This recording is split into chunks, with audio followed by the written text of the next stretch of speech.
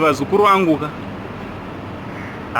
ndoda ndimbotaura zvishoma pamusoro pechikomana Vanchoga manje ka ameno vazukuru takambotaura nezvake tikati Vanchoga akabuda kuYala Nation zvakaita noise tikatoitawo panapa nyaya dzachona handiti. So Vanchoga ka muchinguva chidiki chaabuda ka pane mukomana iyo anenge anoita zvinongodaitwa naVanchoga but aye ari kumberi zvake because iye akutorecognizwa at international level anonzi iye AY Poyo right. He's a Ghanaian ka akangotanga music wo maimanja atotanga music apa hatorina masongs akawanda. He recorded only 9 songs but pa9 songs dzake pane imwe inonzi I'm a Goat ayo yakapisa zvabva zvaitika kuti zoniwa akanzi yoyo yakamuita kuti atrende kusvika pakuzikanwa kunyangwe nemamwe ma-artist ari recognized pa international level akafanana na Snoop Dogg handiti.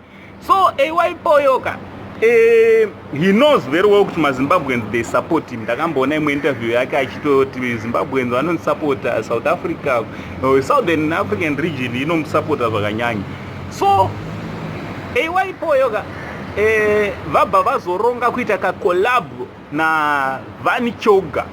So congratulations kuna Vanchoga ka sometimes unoita chinhu vanhu and people will be against you but iwewe unogona uine vision iri kumberi.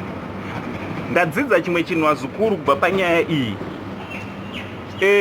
Pane mamwe mamoves sometimes you need to move from where you are. You need to move from where you are kuti zvinhu zvako zviite right because people vaunogona uinavo kana kuti vari padhuze newe vanokuziva kutanga kwako. They might not see your worth. Sometimes they might not see future yako iri mberi but the moment yaunoita step out of the ordinary zvakajairika unogona kutanga kuona zvinhu zvichitofamba zvakadi zvakanaka. So what am I saying? Ndadzidza panyaya yaVanchoga kuti it's not always panopatsanurana vanhu zvinhu pazvisinganofambe zvakanaka. Sometimes vanhu vanogona kupatsanurana for the good or for the best of both parts.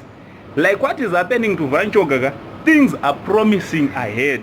And I want to say congratulations to Vanchoga, congratulations to AY Poyo for a great collab that they're bringing, that they will be bringing very soon. And it song yavachaitawo vari vese ka tichionawo chedu Vanchoga chichiratidza energy naAY Poyo futi achiratidzawo futi energy vachiratidza zvavo atorawo vega vakomana.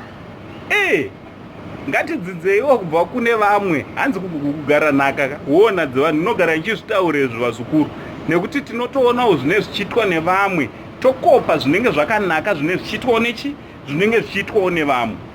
So ndo chandati ndiuye nacho icho vazukuru tichida kungokurudzirana zvikuru sei ngatisamira kushanda vazukuru. Let's work hard. Mamiriro akaita zvinhu umwe munhu anenge achingoblema kuti mazuva anawa nekuda covid zvinhu hazvisi kufamba zvakanaka but there are some people who are making money mukusatofamba zvakanaka kuri kuitika kwezvinhu. So what you need to do now is to pray for fresh ideas. Chimboto Mwari ndipewo ma-ideas because what makes people rich chinoita kuti vanhu vaite mari ma-ideas. Manzwa zukuru wangu, ma-ideas ndo zvinoita kuti vanhu zvisimuke zvinhu zvifambe zvakanaka.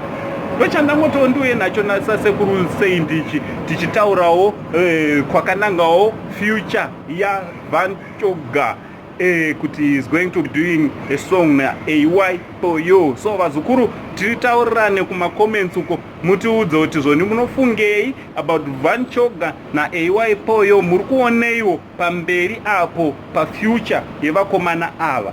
Much love vazukuru vaUncle Said.